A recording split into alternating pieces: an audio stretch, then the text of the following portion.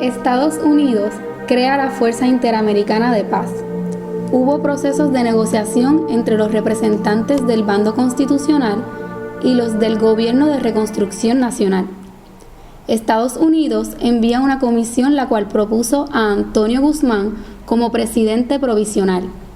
El Gobierno de Reconstrucción Nacional rechazó este plan y se propuso a Héctor García Godoy, vinculado al trujillismo. Al final, Estados Unidos apoya esa propuesta y García Godoy es nombrado presidente provisional el 3 de septiembre del 1965. Esto en lo que se realizaban unas elecciones libres.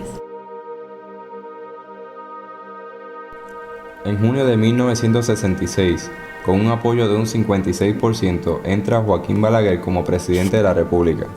Crea una nueva constitución que suprimió la Constitución de 1963, con 3 propósitos: desarticular el movimiento popular, propiciar el movimiento capitalista y favorecer a los sectores burgueses. En estos años recibe millones de dólares en préstamos de los Estados Unidos, lo que fortaleció la economía nacional. La política económica se basó en el fomento agrario para los pequeños productores, estímulo a la inversión extranjera, incentivos de la producción industrial a través del crédito bancario, un aumento de la deuda externa y la apertura a la economía exterior. Implantó el modelo desarrollista, basado en infraestructuras de carreteras, presas, canales de riego y otras obras más reconocidas, como el Centro Olímpico Juan Pablo Duarte, la Basílica de Higüey, que es el monumento religioso más importante del país, el Aeropuerto de la Unión de Puerto Plata, que constituye el principal soporte del desarrollo turístico de la zona norte, el Telesférico de Puerto Plata y el Palacio de los Deportes de Santiago. Se estimuló la economía internacional, favoreciendo los buenos precios para los productos agrícolas, como el tabaco, azúcar, cacao y ferro-níquel. En el 1974, Balaguer ganó las elecciones sin oposición. La represión había callado a buena parte de la oposición, pero también en el aspecto económico había alcanzado gran estabilidad.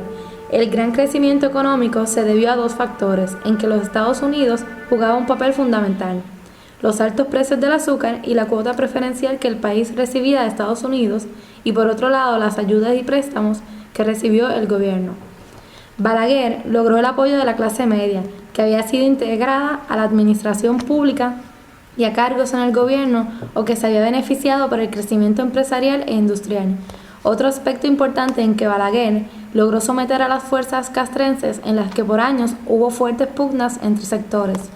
Entre el gobierno y los militares se estableció un estrecho lazo que se afianzó mediante el otorgamiento de concesiones y privilegios. A nivel privado, la inversión se dirigió a las riquezas mineras y al sector energético, pero a nivel público el gasto se hizo en obras de infraestructura. La mayoría de ellas se concentraron en Santo Domingo y Santiago, ciudades que se transformaron rápidamente. Los miles de obras sirvieron también para beneficiar a los sectores cercanos al gobierno, que hicieron fortuna sobre las bases de contratos sin concurso y sobrevaluadas. El gobierno iniciado en julio de 1966 fue el resultado inmediato de la intervención extranjera y del fraude electoral.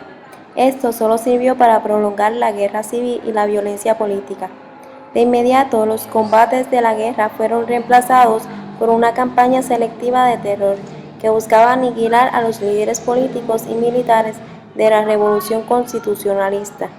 Los antiguos combatientes que no entregaron sus armas respondían con más violencia al terrorismo oficial. Debido a una ausencia de los derechos civiles y políticos, la lucha empezó a librarse en forma más clandestina y en todas las ciudades del país, variando así los escenarios de conflicto. Los cuerpos represivos del gobierno allanaban viviendas de día y de noche. Los que tenían mejor suerte iban a las cárceles y al exilio, pero los más desgraciados eran desaparecidos o enviados al cementerio. En respuesta al terrorismo estatal, algunos grupos de izquierda asaltaban, mataban guardias y policías o secuestraban personajes importantes, como fue el caso del agregado militar de la embajada estadounidense en Santo Domingo, el coronel Donald Crowley, raptado por el Movimiento Popular Dominicano para exigir la libertad de un grupo de presos políticos. Los dirigentes del Movimiento Popular Dominicano, entre ellos Maximiliano Gómez, fueron liberados y luego enviados al exilio. Más de 3.000 dominicanos perdieron su vida en los primeros 6 años de aquel régimen de difuntos y flores, donde todo opositor a la dictadura de los 12 años eran señalados de comunistas y obligados a recibir castigo. Mientras tanto, Juan Bosch había regresado al país en marzo de 1970. Ahora el líder del PRD tiene nuevas ideas y nuevos planes políticos para el país. La reelección presidencial había sido establecida nuevamente con las modificaciones constitucionales aprobadas en noviembre de 1966. El presidente Balaguer se proponía darle una apariencia legítima a su gobierno cívico-militar, donde daba a entender que el régimen de fuerza era una necesidad de supervivencia en una época de abierta confrontación ideológica. Para ello, nada mejor que la realización de nuevas elecciones.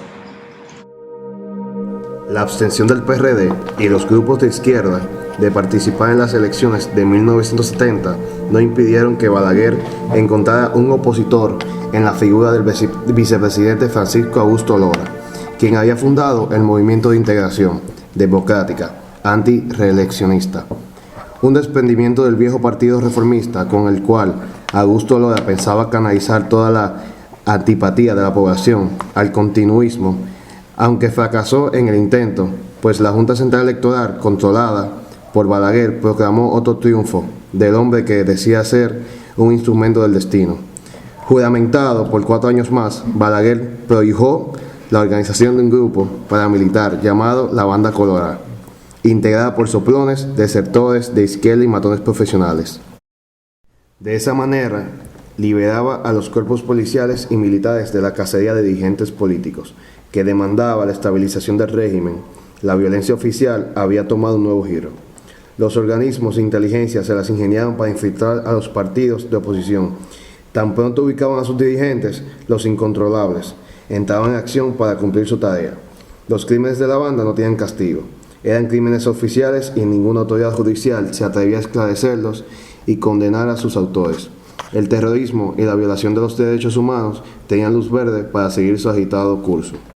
De tales desmanes al ámbito internacional, el doctor José Francisco Peña Gómez, cuyo liderazgo en el PRD había crecido, se desplazó por América Latina, Estados Unidos y Europa, denunciando los crímenes del gobierno dominicano. Muy pronto, las presiones internacionales empezaron a dar sus resultados. Para 1972, la situación política del país empezó a variar. Balaguer había desarticulado en julio de 1971 un intento de golpe de Estado planeado por el ex general Elías Wisin, quien fue apresado y expulsado del país, mientras los líderes más combativos de la izquierda ya habían sido eliminados. Las presiones de los gobiernos de Estados Unidos y de Europa llevaron a Balaguer a disolver la banda. En tanto, se preparaba para buscar una segunda reelección presidencial. Con ese propósito promulgó las llamadas leyes agrarias para favorecer a los campesinos sin tierra y erradicar el latifundio. En los años siguientes, cientos de pequeños campesinos fueron beneficiados con el reparto de tierra, aunque la reforma agraria resultó un fracaso. En febrero de 1973 fue apresado y luego fusilado el coronel Francisco Alberto Camaño en las montañas de San José de Ochoa, luego de haber ingresado al país para desarrollar un movimiento guerrillero contra el gobierno. Tan pronto concluyó la guerra de abril de 1965, Camaño había sido enviado a Londres por el presidente García Godoy como agregado militar de la Embajada Dominicana. De Londres se trasladó a Cuba en forma secreta, donde permaneció varios años estudiando y entrenándose junto a un grupo de dominicanos con el propósito de volver al país y reiniciar la revolución. Bosch hizo los arreglos para la partida de Camaño hacia Cuba y para su reeducación política. En años posteriores, Bosch también sostuvo contactos políticos con Camaño y con el gobierno cubano a través de emisarios personales que viajaban a La Habana. Por diversas razones, la guerrilla de Coronel Camaño fracasó. En primer lugar, porque desde 1924, cuando terminó la primera ocupación militar norteamericana en República Dominicana, jamás volvió a prosperar ningún movimiento basado en la guerra de guerrillas. Las transformaciones que desde entonces experimentó la sociedad dominicana con la construcción de una amplia red nacional de carreteras y la formación de un ejército profesional entrenado por oficiales norteamericanos para enfrentar focos guerrilleros. Todos los intentos guerrilleros posteriores fracasaron y esa nueva realidad jamás fue considerada por líderes revolucionarios dominicanos. Además, muchos de los antiguos compañeros de Camaño también habían cambiado en los últimos años. Unos habían visto caer a sus colegas víctimas del terrorismo gubernamental y se habían amedrentado. Otros se habían integrado al mundo de los negocios o al ejercicio de sus profesiones y oficios en una economía en expansión que durante los años 1970 a 1974 alcanzó las tasas más altas de crecimiento en toda América Latina.